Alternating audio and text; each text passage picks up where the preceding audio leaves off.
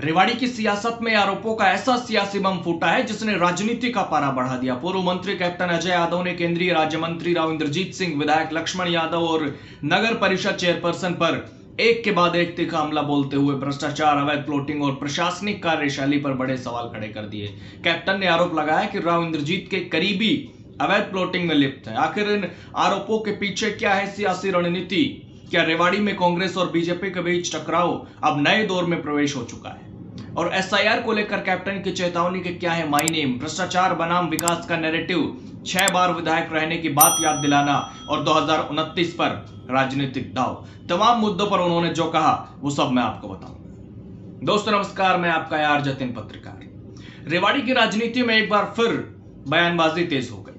कांग्रेस के वरिष्ठ नेता और पूर्व मंत्री कैप्टन अजय यादव ने केंद्रीय राज्य मंत्री राव इंद्रजीत सिंह, मौजूदा विधायक लक्ष्मण यादव और नगर परिषद चेयरपर्सन विनीता पीपल पर सीधे निशाने साधकर स्थानीय राजनीति का तापमान बढ़ा दिया है। कैप्टन अजय यादव का मुख्य हमला भ्रष्टाचार के मुद्दे पर केंद्रित रहा। उन्होंने आरोप लगाया कि राव इंद्रजीत सिंह के करीबी अवैध प्लॉटिंग कर रहे हैं। साथ ही उन्होंने विनीता पीपल के खिलाफ कथित गलत पेंशन मामले का जिक्र करते हुए सवाल उठाया और कहा कि उनका केस अभी भी कोर्ट में चल रहा है। और यह बयान केवल व्यक्तिगत हमला नहीं बल्कि बीजेपी के नेतृत्व वाले स्थानीय सत्ता ढांचे की कार्यशैली पर राजनीतिक प्रश्न चिन्ह लगाने की कोशिश है। कांग्रेस लंबे समय से बीजेपी सरकार को भ्रष्टाचार और प्रशासनिक अनियमितताओं के मुद्दे पर घेरने की रणनीति अपनाती रही है और विधायक लक्ष्मण सिंह यादव रेवाड़ी शहर की समस्याओं के लिए कैप्टन परिवार को जिम्मेदार ठहराते रहे हैं। तो कैप्टन अजय यादव ने उनको जवाब देते हुए अपने राजनीतिक रिकॉर्ड को सामने रखा। उन्होंने कहा कि रेवाड़ी की जनता ने उन्हें लगातार 6 बार विधायक चुनकर उनके कामों को स्वीकार किया है। यह बयान दरअसल अनुभव बनाम नए नेतृत्व की बहस को सामने लाता है। कैप्टन अजय यादव अपने लंबे राजनीतिक अनुभव को अपनी ताकत के रूप में पेश कर रहे हैं, जबकि लक्ष्मण यादव रेवाड़ी से पहली बार विधायक हैं।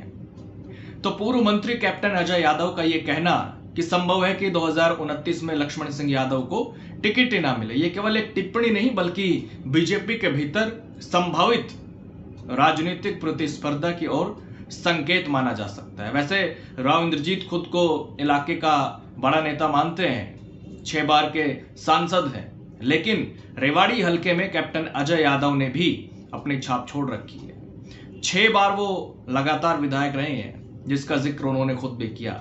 तो ऐसे में बीजेपी के भीतर भविष्य के नेतृत्व को लेकर चर्चाएं समय समय पर सामने आती रही हैं और कैप्टन अजय यादव का बयान इसी राजनीतिक समीकरण को उछालने का प्रयास भी हो सकता है।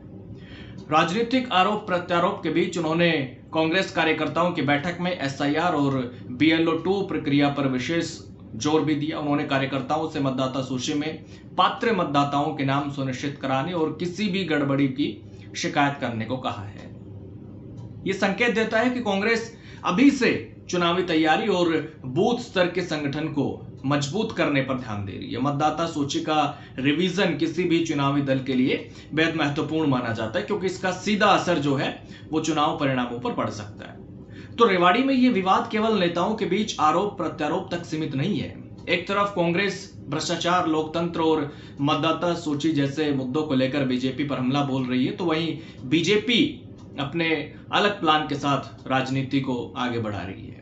आने वाले समय में यह देखना दिलचस्प होगा कि यह बहस केवल बयानबाजी तक सीमित रहती है या फिर अवैध प्लॉटिंग, प्रशासनिक पारदर्शिता और विकास कार्य जैसे मुद्दे रेवाड़ी की राजनीति के केंद्रीय विषय बनते हैं। फिलहाल इतना तय है कि 2029 की राजनीतिक जमीन तैयार करने की कवायद अभी से शुरू हो चुकी है, क्योंकि कैप्टन अजय यादव को 2024 में भी पार्टी ने टिकट नहीं दिया और उनके बेटे भी चुनाव हार गए थे विधानसभा चुनाव में।